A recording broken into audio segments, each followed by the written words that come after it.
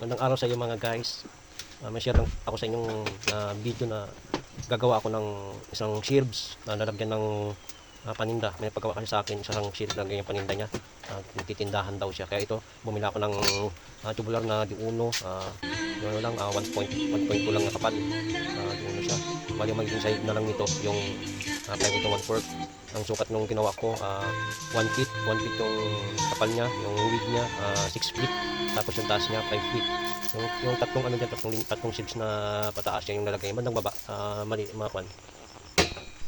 Salamat mga guys sa panonood nyo at yung susunod na kwan masubaybay nyo pa ang kasunod na kwan nito. Continue nitong videos na to para makita nyo kung ano yung nagawa ko at nagawa ko kung ano yung finish niya.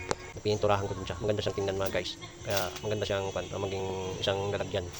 Please mga guys, pa-subscribe nga at comment below at hit the notification bell para ma-update ko pa kayo sa mga susunod kong videos. Matapos yung sana guys yung videos ko. Maraming salamat sa mga panood ng videos ko. Thank you guys.